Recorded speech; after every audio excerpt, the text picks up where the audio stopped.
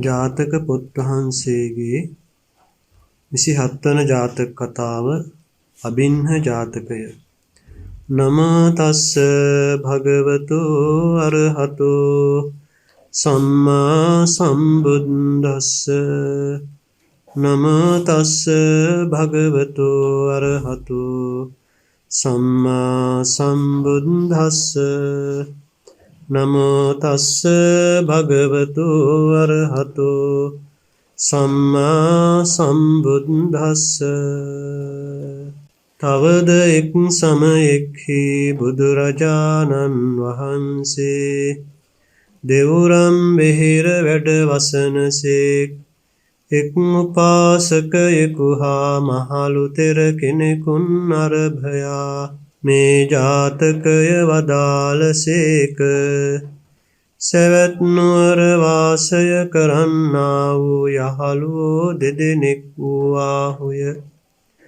ඔවුන් අතුරෙහි එක් කෙනෙක් පැවිදිව දවසක් පාසා උපාසකයාගේ ගෙට වඩනාසේක.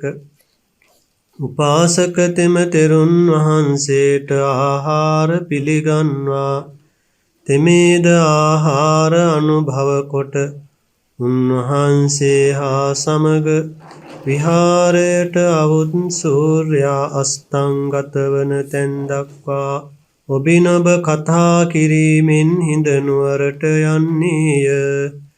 තෙරුන් වහන්සේද නුවර වහසල් දොර දක්වා ඒ උපාසකයා එක්ව ගොස් නවත්නාසේක. ඒ දෙදෙනාගේ විශ්වාස බව භික්ෂූන් වහන්සේ අතුරෙහි ප්‍රකාශ වූයේය. ඉක්බිත්තෙන් එක් දවසක් භික්ෂූහු ඔවුන් දෙදෙනාගේ විශ්වාස කතාව කියමින් දම්සභා මණ්ඩපයෙහි උන්නාහුය. සර්වඥයන් වහන්සේ වැඩවදාරා මහණෙනි, මේ දම් සභාවෙහි දැන් මා ඉන්නාට పూర్ව භාගයෙහි කවර කතාවකින් යුක්තව උන්නාහුදැයි විචාරා ස්වාමීන් වහන්ස මෙනම් කතාවකිනෙයි. දැන්නූ කල්හි සර්වඥයන් වහන්සේ වදාරනසේක්. මහණෙනි, මොහු දෙදෙන විශ්වාස වූවෝ දැන් මතු නොවෙයි පෙරත් විශ්වාස වූවාහුයැයි වදාරා ඉකුත්වත් දක්වා වදාළසේක.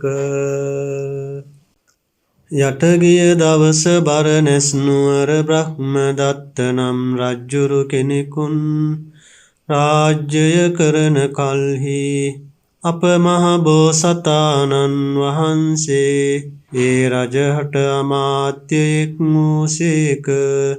එකල්හි එක් සුනකයෙක් මඟුල් ඇත්හලට ගොස් මඟුල් ඇතා අනුභව කරන තන්හි වැටුණා වූ බත්හුළු අහු අනුභව කරන්නේය. ඒ සුනක තෙම ඒ ආහාරයෙන්ම වැඩෙනු ලබන්නේ මඟුල් ඇතාට විශ්වාස වූයේය. සුනකයා හස්තයාගේ සමීපයෙන්ම අනුභව කරන්නේය. දෙදෙනම වෙන්ව වසන්ට නොහැකි වෙති. සුනක තෙම හස්තයාගේ සොඬගෙන ඔබිනොබ කෙරෙමින් කෙළනේය. එසේ කල්හි එක් දවසක් පිටිසර වැසියෙක් ග්‍රාමීය මනුෂ්‍යයෙක් ඇත්ගොව්වාට මිලදී ඒ සුනකයාගෙන තමාගේ ගමට ගියේය. එතැන් පටන් ඒ හස්තයා සුනකයා නොදක්නේ ගොදුරු නොම අනුභව කරන්නේය. පැන් නොබොන්නේය නොම නහන්නේය. ඒ කාරණය රජහට දැන්වූවාහුය. රජ්ජුරුවෝ බෝධිසත්වයන් වහන්සේට වදාරනසේක්. යව පණ්ඩිතයාණෙනි, දැනගනුව කවර කාරණයකින් හස්ති රාජතම මෙලෙස කරන්නේ දැයි කියාය වූසේක. බෝධිසත්වයන් වහන්සේ හස්ති ශාලාවට ගොස් හස්තියාගේ දොම්නස් බැව් දැන මොහුගේ ශරීරයෙහි රෝගයක් නොපෙනෙන්නේය. මොහුගේ වනාහි කිසි කෙනෙකුන්නා සමග මිත්‍ර සන්තවයෙක් විය යුතුයයි ඔහු නොදක්නේ. මේ තෙම ශෝකයෙන් මඩනා ලද්දේ වනයි සිතා හස්ත්‍යාචාර්යයා අතින් විචාරණසේක්. මොහුගේ කිසි කෙනෙකුන් සමග විශ්වාස බවක් ඇද්දෝ හෝයි විචාලසේක. ස්වාමීන් වහන්ස එක් සුනකයෙකු හා එක්ව බලවත් මිත්‍රකමක් ඇත්තේ යැයි කීය. දැන්නේ සුනකයා කොයි දැයි විචාලසේක. එක් මනුෂ්‍යයෙකු විසින් ගෙන යන ලද්දේය. ඔහු වාසය කරන තැන දන්නේ දැයි කීසේක. ස්වාමීන් වහන්ස නොදනිමි කීය. බෝධිසත්වයන් වහන්සේ රජුගේ සමීපයට ගොස් මහරජ්ජුරුවන් වහන්ස හස්තියාට කිසි ආබාධයක් නැත්තේය. ඕහට වනාහි එක් සුනකයෙකු හා සමග බලවත් විශ්වාසයක් වූයේය. ඒ සුනකයා නොදක්නා වූ හස්තිරාජතෙම භෝජනය අනුභව නොකරෙයි සිතමී කියා මෙසේ කීසේක.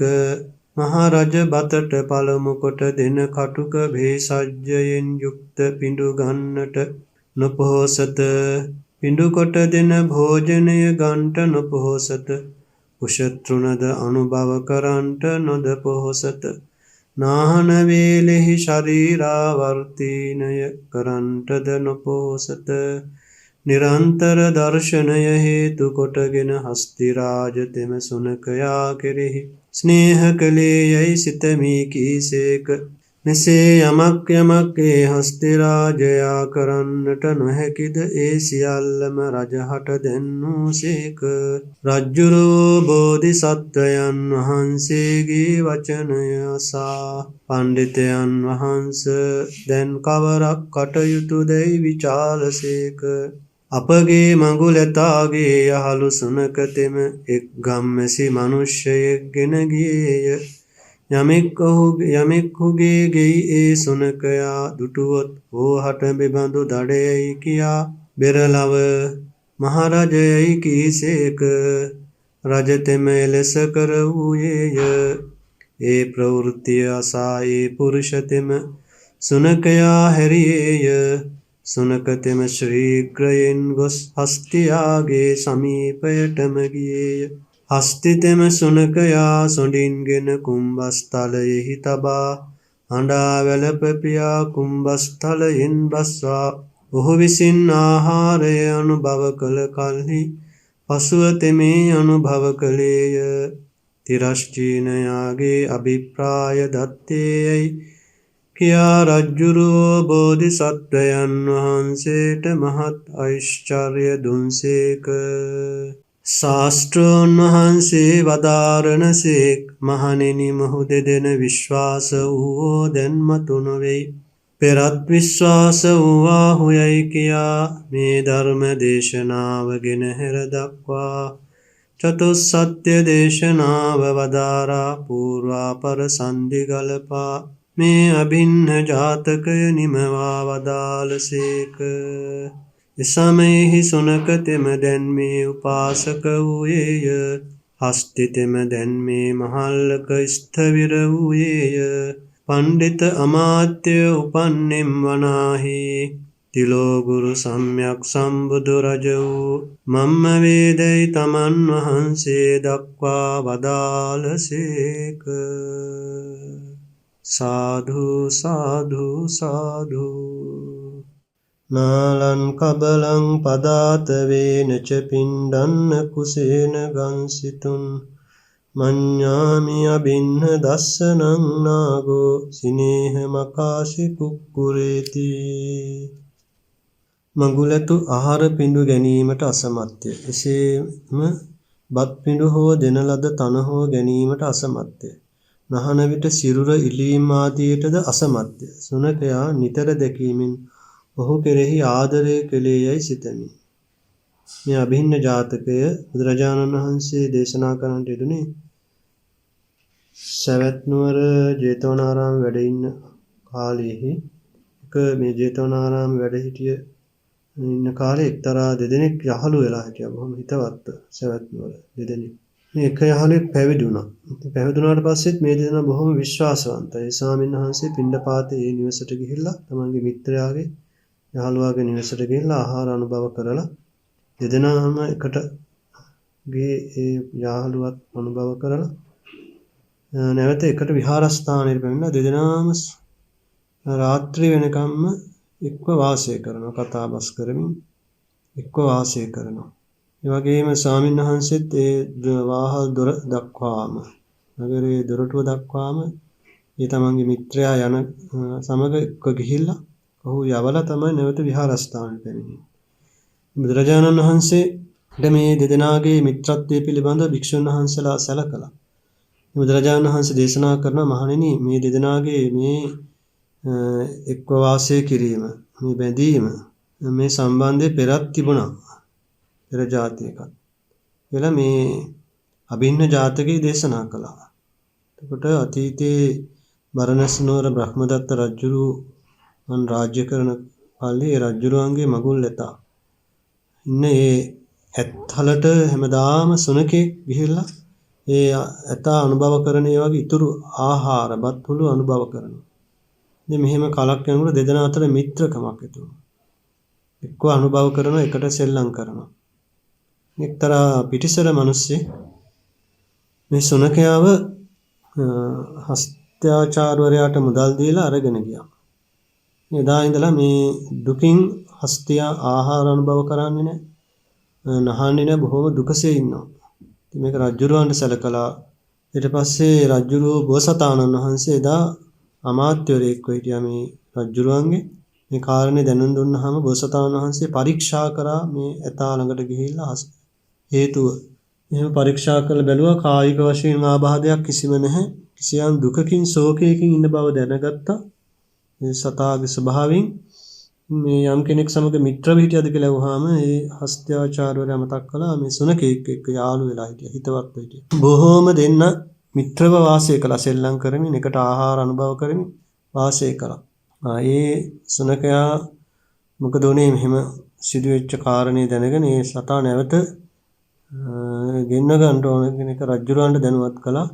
රජුරෝ කොහොමද ගෙන්න ගන්න කියලා. අපා අනබෙරයන්ට කිව්වා යම්කිසි කෙනෙක් මේ රජුරවන්ගේ හස්තේ ශාලාව හිටපු සුනකයා අරංගයාන නැවත ගෙනත් ගත්ත අයට දඩ ගහනවා කියලා අනබෙරයන්ට කිව්වා. ඒක කළා.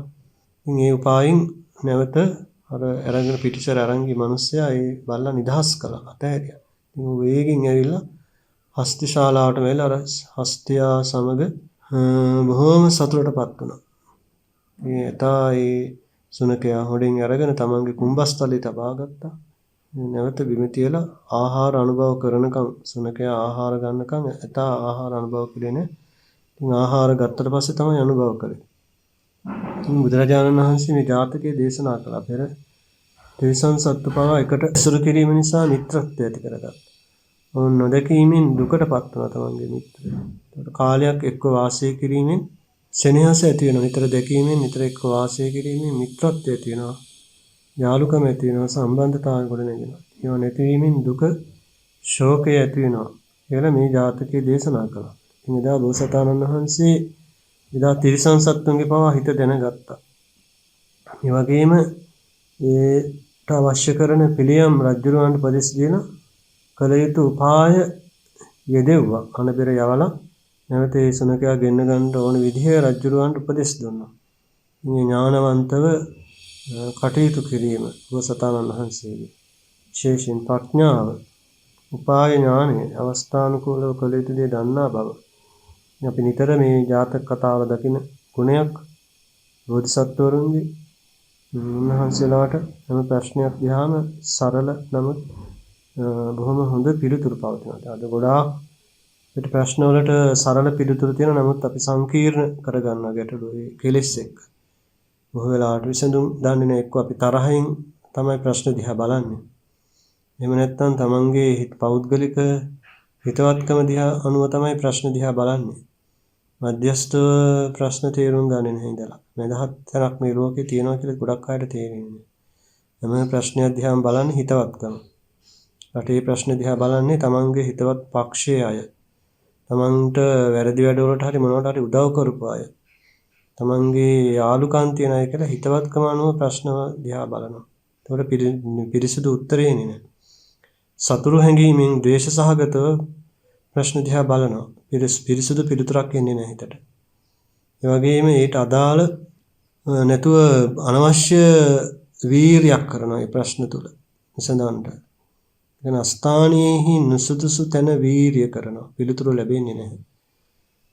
මොකද බෝසතාණන් වහන්සේ පෙන්වන යම් ප්‍රශ්නයක් දිහා නිවැරදිව බලන ක්‍රමය, මේ ප්‍රශ්නේ හේතුව මුල සොයා ගන්නට නම් නුවණ තියෙන්න ඕනේ, තේරෙන්න ඕනේ. අර සතාගේ තිරිසන් සතාගේ පවා හිතේ ඇති දේ බෝසතාණන් වහන්සේට සතා හැසිරෙන ආකාරය අනුව මේ ඉරියව් වලින් මේ ස්වභාවයෙන් තේරුම් ගත දකින්නකොට මේ හේතුව නිසා. ඒ සඳහා අවශ්‍ය කරන පිළියම වහා යොදවුවා රජුරවන්ට තේරුණෙත් නැහැ රටේ. ඒ වගේ මේ අශ්වාචාර්යවරයාට මේ කාරණේ වැටහුණෙත් නැහනේ. මොකද බෝසත්වරයෙක්ගේ තියෙන මේ විශේෂ ගුණත් අපිට මේ ජාතක කතාවෙන් පැහැදිලි කරගන්න ඕන. අපි නිතර මේ ජාතක කතා අහනකොට මේ අපිට පේනවා මේ දුන්න බෝසතාණන් වහන්සේ දුන්න විසඳුම මේ ගැටලු වලට දීලා තියෙන විසඳුම බොහොම සරල කාරණානි කියලා. ඒ අපිට තේරෙන්නේ නැහැ. නමුත් ඇත්තටම අපිට තේරෙන්නේ නැහැ මේ වගේ වෙලාව. මොන වගේ තීරණයක්ද මොන වගේ පිළියමක්ද යොදන්න ඕනේ කියන එක අපිට තේරෙන්නේ නැහැ. ඒකට හේතුව තමයි අපේ සිත්වල තියෙන බොහෝ වෙලාවට එක්කෝ ඇලීම රාගයෙන් අපේ හිත රත් වෙලා තියෙනවා. මේ රාගයෙන් රත් වෙච්ච හිත බුදුරජාණන් සුපමාකින් දක්වලා තියෙන හරියට වර්ණ කලවම් වෙච්ච වතුර භාජනයක් වගේ කියලානේ. ඒකට වර්ණ මිශ්‍ර වෙච්ච වතුර භාජනයක පැහැදිලිව යමක් පේන්නේ නැහැ. ඒ වගේ මේ තමන්ගේ ආසාවන් හැඟීම් වලින් ප්‍රශ්න දිහා බැලුවට විසඳුම් ඉන්නේ නැහැ. ඊළඟට තරහින් අපි ප්‍රශ්න දිහා බලනවා. ඒකට තරහා තියෙන හිත බුදුරජාණන් වහන්සේ උපමාවකින් දැක්වේ හරියට රත් වෙලා නටන වතුර භාජනයක් වගේ කියලා. රත් වෙලා නටන වතුර භාජනයකත් පැහැදිලිව පේන්නේ නැහැ. මුහුණ හෝ වෙනත් දේවල් පැහැදිලිව පිරිසිදු අපිට දකින්න බෑ. ඒක රත් වෙලා වතුර නටන නිසා. ඒ වගේ ද්වේෂ සහගත සිතකට මේ ගැටලුව තේරුම් ගන්න බෑ. එහෙනම් මේ හිත අපිරිසුදුයි අද. ලෝකේ ගත්තොත් ගැටලුවට පිරිසුදු පැහැදිලි නිවැරදි පිළිතුරු ලැබෙන්නේ නැත්තේ මිනිස්සු අපිරිසුදු සිත් වලින් තමයි ඕනම උගත් වෙන්න පුළුවන්. නමුත් උගත්කමකින් ප්‍රශ්නයට උගත්තු ලෝකේ ඕන තරම් ඉන්නා මේ කාලේ. බුද්ධිමත් ඉන්නවා, ඥානවන්ත ඉන්නවා, දාර්ශනික ඉන්නවා, නොයෙක් අය ඉන්නවා. නමුත් එයාලට ප්‍රශ්න විසඳන්න බැරි වෙලා තියෙනවා අද ලෝකේ තියෙන, රටේ තියෙන. මොන එකට හේතුව මොකද? මේ මිනිස්සු කෙලෙස් වල ඕනවට වඩා සීමා ඉක්මවා වසඟයට ගිහිලා ඉන්නවා. හිත හදාගෙන නෙවෙයි ප්‍රශ්න දිහා බලන්නේ. හැඟීම් වලින් හිතට එන අදහස් වලින්, හිතට එන ආසාවන් වලින්, ආවේග වලින්. දැන් අපිට පේනවා මේ කාලේ අපේ රටේ ගැටලුවට නායකයෝ, පැවිදි අය, නිලධාරීන්, සාමාන්‍ය මිනිස්සු ඔක්කොම කලබල වෙලා තමයි ප්‍රශ්න විසඳන්න හදන්නේ. පිළිතුරු දැනගත්තත් ඒ පිළිතුර පවා ලබා දෙන්නේ දේශ සහගතයි. මෙහෙම කරපල්ලා, මෙහෙම දියව, මෙහෙම කරපියව, මෙහෙම කළොත් හරි. උඹලා අපි කියන දේ අහන්නේ නැහැ. උඹලා ඵලයව, ටෙපියව, ගහපියව. මේ වගේ නොයේක් විදිහේ තරහ සහගත, අමනාප සහගත, පෞද්ගලික කෝන්තර බවට හැම ප්‍රශ්නයක්ම හැම කෙනාම පත් කරගෙන තියෙනවා. ඒ නිසා ප්‍රශ්න වලට පැහැදිලි පිරිසුදු නිවැරදිම පිළිතුර කාට වුණත් පේන්නේ නැහැ. ඒක ගිහිද පැවිදිද කියලා ભેදයක් නැහැ. ස්ත්‍රී පුරුෂද කියලා ભેදයක් නැහැ. නායකයෝද සාමාන්‍ය මිනිස්සුද නිලධාරීන්ද කියලා ભેදයක් නැහැ. හැම කෙනාගේම අපට පේනවා දන්න ප්‍රශ්න වලට විසඳුම් දන්න අයගේ පවා තේරුම් ගන්න පුළුවන් නුවණ තියෙන අය පවා මේ සීමා ඉක්මවා කෙලෙස් රාග ද්වේෂ ආදී අකුසල වල යට වෙලා ඉන්නේ. ඒ නිසා රාගය නම් කියන්නේ බලවත් අකුසලයක්, ද්වේෂය කියන්නේ බලවත් අකුසලයක්. මේ ස්වභාව වලට යට වෙච්ච හිත සිත් වලට කවදාවත් පිරිසුදුව යමක් දකින්න බෑ. ඒ නිසා මේ බෝසත් චරිත අපි ආදර්ශයට අරගෙන මේ ජීවිතවල ගැටලු අර්බුද निराකරණය කරගන්න අපි මහන්සි වෙන්න ඕනේ. මේකට ඥානවන්ත පිරිසක් මතුවටවත් මේ විදිහට හැදෙන තරුණ පිරිස් මේ දේශනා අහන අය. මේ තරුණ අයට අපි හිතනවා උගත්කමින් ලැබිච්ච ඥාන ශක්තියක් නුවණක් තියෙනවා. ධර්මයේ සුරු කිරීම තුළින් ශ්‍රද්ධාදී ගුණ තියෙනවා. එhmenan ධහම තුළ ශ්‍රද්ධාව පිහිටලා බුදු රජාණන් වහන්සේගේ අතීත ජාතක කතා දේශනා තුළ හිත පිහිටලා තමන්ගේ සහ සමාජයේ රටේට අවශ්‍ය සුදුසු නායකත්වය ලබා දෙන්න හැම කෙනාම අදිෂ්ඨාන කරගන්න ඕනි. ඉතින් අපි මේ ජාතක කතාවෙන් බුදුරජාණන් වහන්සේ දක්වන්න යෙදුනේ එhmenan මේ මිත්‍රත්වයේ සෙනෙහසේ බැඳීමෙහි ඇති ස්වභාවය දේශනා කරන්න යෙදුණා. ඉතින් මිත්‍රත්වය කියන එක ධර්මයේ ප්‍රතික්ෂේප කරන එකක් නෙවෙයි. යහලුකම මිත්‍රත්වය වුණොන් තුළ පැවති යුතු දෙයක්. කරුණාව, සෙනෙහස, ඒ ස්වභාව. නමුත් ඒවාම තමයි දුක හදලා දෙන්නේ කියන එකත් අපිට මේ ජාතක කතාවෙන්ම හොඳට තේරෙනවා. ඒ නිසා මේ ජාතක දේශනා ශ්‍රවණය කරලා සහ ඒයින් අප සිදු කරන අනුශාසනා ධර්ම ශ්‍රවණය කරලා රැස් කරගන්න පින් අපට සියලු බැඳීම් නැති කර ලබන නිර්වාණ සම්පත්තිය පිණිස උපනිශ්‍රේ වේවා කියලා ප්‍රාර්ථනා කරනවා. සියලු දෙනාට තෙරුවන් සරණයි.